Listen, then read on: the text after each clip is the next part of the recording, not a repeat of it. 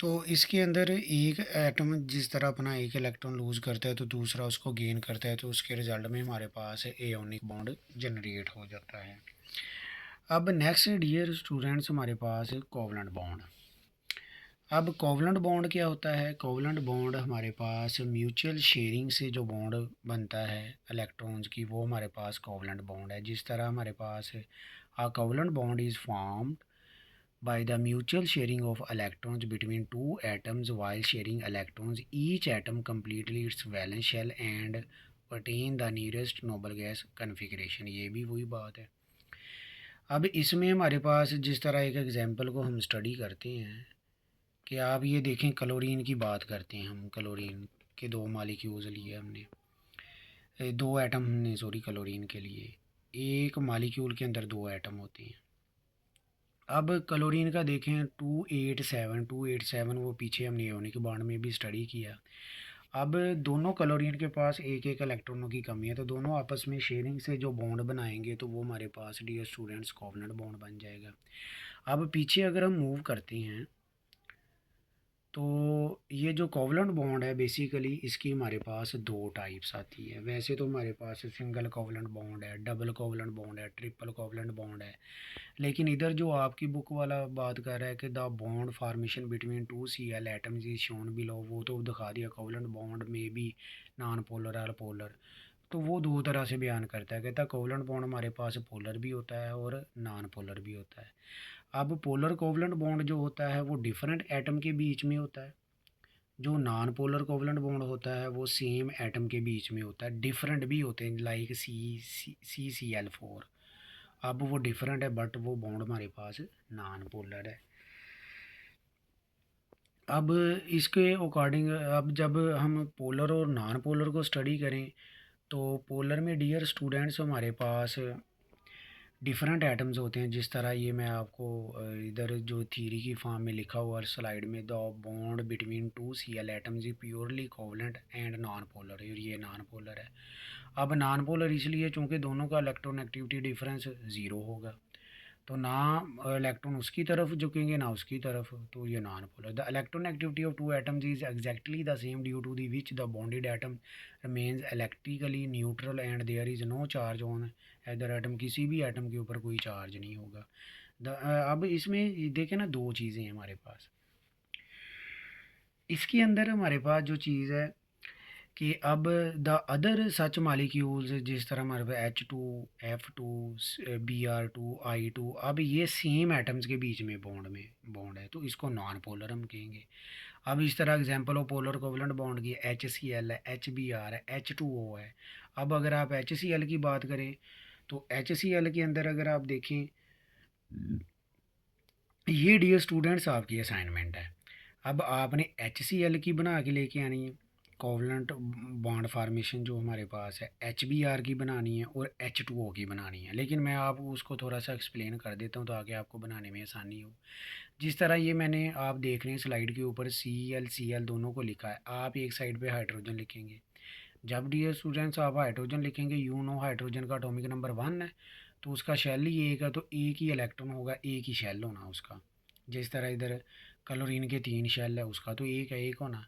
इसी तरह chlorine same आप ऐसे ही लिख देंगे, साथ वाला। तो अब जब आप दोनों को लिखेंगे, अब क्लोरीन के वैलेंस शेल में 7 इलेक्ट्रॉन है, हाइड्रोजन के वैलेंस शेल में एक है। हाइड्रोजन को डुबलेट के लिए एक इलेक्ट्रॉन चाहिए, तो क्लोरीन को ऑक्टेट के लिए एक इलेक्ट्रॉन चाहिए। तो दोनों आपस में जब शेयरिंग करेंगे तो दोनों का ऑक्टेट, इसका ऑक्टेट कंप्लीट हो जाएगा तो उसका, सॉरी, डुबलेट कंप्लीट हो जाएगा। तो इस तरह हमारे पास ये HCl की फार्मेशन होगी। इसी तरह डियर स्टूडेंट्स आप HBr की करेंगे। अब हाइड्रोजन तो वही सेम रहेगा, लेकिन Br का आप देखें उसका एटॉमिक नंबर कितना होता है। फ्लोरीन का 17 है, उसका आई थिंक 35.5 होता है। तो उसका भी आप, उसके वैलेंस शेल में भी 7 इलेक्ट्रॉन्स ही हैं, चूँकि इनका ग्रुप नंबर 7 है। तो उसके साथ इलेक्ट्रॉन्स के अकॉर्डिंग अगर आप चलेंगे तो वो भी ऐसे ही होगा। तो जब आप उनको आपस में फिर इसके मुताबिक लिखेंगे, जैसे हमने शेल इलेक्ट्रॉनिक कन्फिग्रेशन लिखा है, तो जो इसका वैलेंस शेल होगा, हाइड्रोजन का शेल ही एक है, उसको इसके साथ मिला देंगे ओवरलैप करवा देंगे। इसी तरह साथ क्लोरीन का दोनों को मिला के वो जो 2 इलेक्ट्रॉन्स होंगे वो दोनों के वैलेंस शेल में घूमेंगे। उसके जब उसको ज़रूरत पड़ेगी वो इलेक्ट्रॉन यूज़ करेगा, जब उसको ज़रूरत पड़ेगी तो वो इलेक्ट्रॉन यूज़ करेगा। ये आपकी साथ असाइनमेंट होगी। मतलब कि आपने इसको चीज़ों को सीरियस होके लेना डियर स्टूडेंट्स, ताकि आपको प्रॉब्लम ना बने बाद में। अब देखिए मैं इसको रिवाइज़ करता चलूँ कि इसमें हमने क्या पढ़ा है। इसमें फ़र्स्ट ऑफ ऑल हमने देखा आपको ऐसी चीज़ें आनी चाहिए। ये चैप्टर जितना हमने पढ़ना आपको फिंगर टिप पे होना चाहिए। अब देखें केमिकल बॉन्ड को हमने डिफ़ाइन किया। केमिकल बॉन्ड क्या होता है? आपने पहले तो बॉन्ड का आपको पता होना चाहिए। मैंने कहा कोई भी चीज़ है उसको जोड़े तो वो बॉन्ड है, ठीक है। तो केमिकल बॉन्ड को हमने डिफ़ाइन किया। इसके बाद हमने कहा कि जो फोर्सेस के अकॉर्डिंग है, हमारे पास दो तरह की फोर्सेस होती है जो केमिकल बॉन्ड बनता है। दो तरह की फोर्सेस है, एक हमारे पास इंटरमालिकुलर फोर्सेस है, दूसरा मैंने कहा इंट्रामालिकुलर फोर्सेस है। पहले इंटर लिख ले, इंट्रा लिख ले, वो कोई इशू नहीं है। इंट्रामालिकुलर फोर्सेस में फिर हमने कहा कि ऐसी फोर्स जो विद इन अ मालिक्यूल है, HCl की, ठीक है, एग्जांपल ले ली। उसके देखा किस किस के अंदर पाई जाती है, तमाम बॉन्ड है जितने भी वो इंट्रामालिकुलर फोर्सेस ही हैं। फिर हमने देखा इंटरमालिकुलर फोर्सेस। इंटरमालिकुलर फोर्सेस का दूसरा नाम वंडरवाल फोर्सेस है, MCQ हो गया। और ये दो मालिक्यूल्स के बीच में होती है। इसमें dipole dipole forces, dipole induce dipole forces जिसको डी बाई फोर्सेस कहते हैं, आयन डाइपोल फोर्सेस, फिर LDF, HB। और ये MCQ नोट भी करवाया। देखे ना, केमिकल बॉन्ड को डिफाइन किया। फिर देखा कि केमिकल बॉन्ड के अकॉर्डिंग फोर्सेस दो तरह की है, इंटरमालिकुलर फोर्सेस, इंट्रामालिकुलर फोर्सेस, उनको देखा। फिर देखा कि इंट्रामालिकुलर फोर्सेस स्ट्रॉन्ग है, इंटर वीक है। तो नेक्स्ट फिर ये तो वैसे आपको मतलब कि मैंने वो जो बुक के ऊपर डायग्राम थी जो कर, फिर लीवर्स कंसेप्ट आता है, वो हमें ये बताता है bond, all types of bond formation के अकॉर्डिंग वो एटम से स्टेबल क्यों होता है। वो दो ही तीन चीज़ें, स्टेबिलिटी के लिए electronic configuration nearest to the noble gases, और वैलेंस शेल को कंप्लीट करेगा अकॉर्डिंग टू ऑक्टेट और डुप्लेट। डुप्लेट को अभी तक हमने जो पढ़ते आ रहे हैं वो फिर रिवाइज करता चलो। केमिकल बॉन्ड, केमिकल बॉन्ड के अकॉर्डिंग फोर्सेस को देखा दो तरह की। फिर लिवस कंसेप्ट को देखा। फिर why do atom form chemical bond, ये हो गया शॉर्ट। फिर next ionic bond, ionic bond को डिफाइन किया। उसकी डिफाइन के बाद आगे आपने लिख देना explanation. Dear students, explanation book के अंदर थ्योरी की फॉर्म में वो लिख दें आप। वो सारी चीज़ें पर लिखने के बाद फिर आप एज इट ऐसे ही बुक के ऊपर ये सारी चीज़ें जो उसने बनाई हुई है, ये डायाग्राम वगैरह आप इस तरह ही लिखेंगे। आपने डायाग्राम बनानी है लाजमी, ठीक हो गया, सोडियम और क्लोरीन के अकॉर्डिंग। फिर जब आप इसको देखेंगे कोवलेंट बॉन्ड हमारे पास आ जाता है। कोवलेंट बॉन्ड क्या है? कोवलेंट बॉन्ड को आप डिफाइन करेंगे, उसकी एग्जांपल लिख दें HCl। इस तरह प्रॉपर लिखे ना इसको, साथ डिफाइन के बाद एग्जांपल लिख दें। कोवलेंट बॉन्ड की HCl, HF है, FF लिख दें, CCl लिख दें। वो तो बाद में ही बताना ना कि ये पोलर है ये नॉन पोलर है। क्लियर हो गया डियर स्टूडेंट्स?